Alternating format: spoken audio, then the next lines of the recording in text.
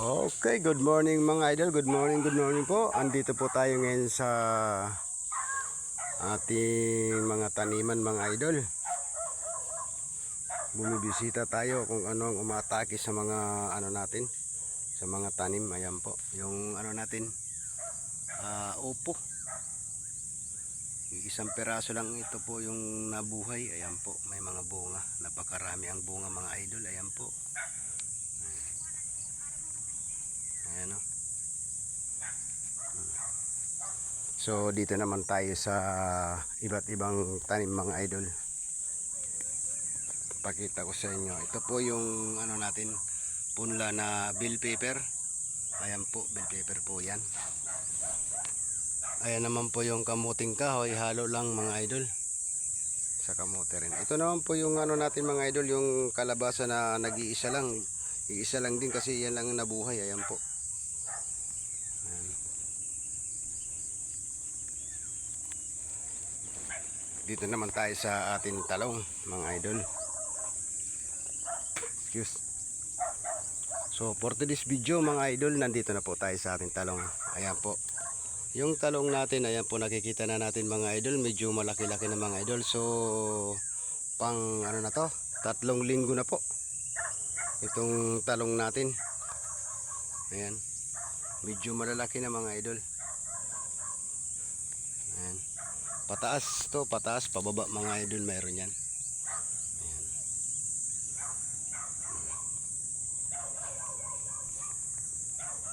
Ayan, pababa, mayroon yan mga idol. Tsaka dito, ito ang una kong itinanim mga idol na talong. So yung ano natin mga idol, yung variety natin mga idol, Fortuner F1 yan mga idol. Ito naman po yung bagong tanim natin mga idol. Siguro po mga ano pa lang to, mga 5 days. Kasi malalaki na itinanim ko to mga idol. Ayan o, 5 days hanggang 6 days to mga idol. Ayan, nakahalo lang tayo sa mais. Ayan. Ayan, nakahalo sa mais. Ayan yung mais natin. Tapos mga idol, meron pa tayong pahabol din na mais. Ayan. Ayan, bagong tanim. Pang 3 days pa lang yan mga idol. Ayan pa po yung talong. Ito yung ano natin, yung mais. Pang 3 days pa lang yan. Tsaka ito naman po yung okra natin. Bali paikot ito mga idol papunta roon sa ano. Tapos ito rin paikot din papunta roon mga idol. So yung bakante dyan mga idol, hindi pa natin natataniman. Hindi pa kasi wala pa tayong pang punla. Hindi natin alam kung anong itatanim natin dito. Siguro ko talong na lang siguro mga idol. Makabili tayo ng isang pack. So pagdating dito mga idol, ayan po, nakikita nyo po yung ano na yan, yung ano, ayan, mayroon pang patula. Paikot yan mga idol, punta rito po okra. Tapos yung gitna mga idol, linagyan ko ng mais yan. Pahabol yan, ayan. Pahabol ang mais natin. Bali paikot to mga idol, puro ano, mais at saka talong. Ayan. Ayan.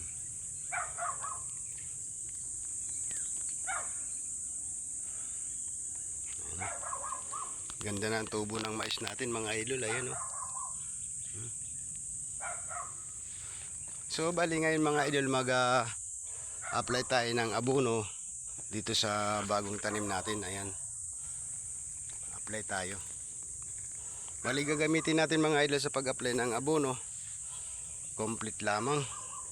Kasi wala tayong pambili pa na ibang ano abono. Ganun lang naman ginagamit namin dito sa Samarang, complete talaga.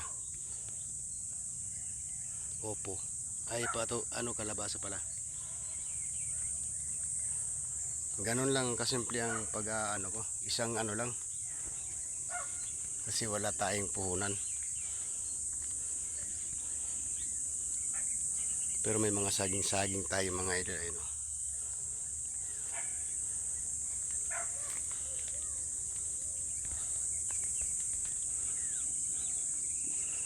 Ayun naman tataniman ko ng ano yan, ng sitaw.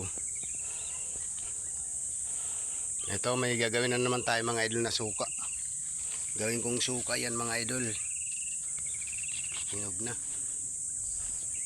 Dito naman tayo sa ano natin.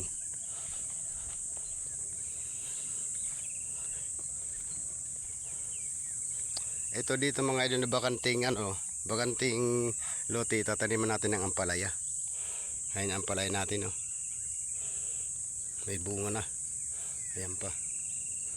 Tsaka dun sa baba, aray ko. Ayan tatlong piraso lang ito mga idol. Hindi marami. Patula. Yan, may mga bunga na. Bali yung gitna nito mga idol, nilagyan ko ng gabi. Ayan, diretso yan. Puro gabi. Pinapaano ko dito sa ano na to, yung patula. Dito sila yan naakyat dito. Pupunta roon.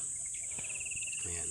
Ayan yung diskarte ko. Sa gitna ng talagang mayroong gitna, nilagyan ko ng gabi para pag na mayroong papalit pag na to, halimbawa tinaniman ko ng ampalaya, so yung ilalim gabi, para pag namatay yung gabi ay yung ampalaya, gabi ang papalit, di ba? So pwede rin natin taniman ng pichay sa ilalim or kangkong sa ilalim kasi bakante naman yan. Ayan. So katulad nito mga idol, sa gilid lang nilagyan ko ng kangkong. Ayan po yung kangkong natin. Ito naman po hindi ito buto, bali tangkay lang ang itinanim ko dito. Ito naman ang tinanim ko dito, buto yan, buto ng kangkong mga idol, is binili ko.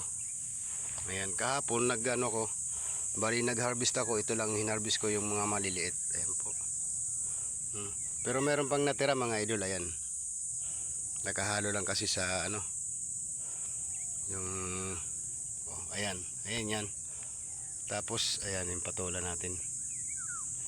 Ayan naman, naihalo din na upo mga idol, nakahalo sa kangkong. Ayan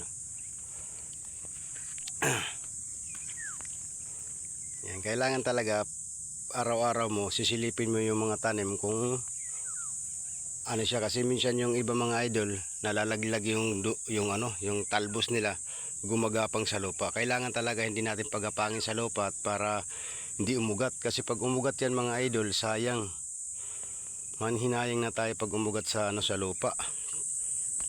Siya parang kakanap sa lupa. Kailangan dito sa taas natin pagapangin. Ayan yung balayin natin sa taas. Ito. Nabulol na ako, pasensya na kayo mga idol. Ito, inumpisan ako po tanim ng ampalaya. Ampalaya po yan. Ayan. Ayan. Nakikita nyo ampalaya. 2 piraso po yan na tinanim ko. Trinay ko. Ito naman po yung kamatis natin. Ayan may kamatis mga gilid-gilid mga idol. Ito bakante pa to mga idol. Hindi ko alam kung anong gagawin natin dito. Wala pa tayong itatanim. Magpupunla pa siguro tayo. Kamuting kahoy. Ayan talong sa ibabaw. Tsaka kalabasa mga idol.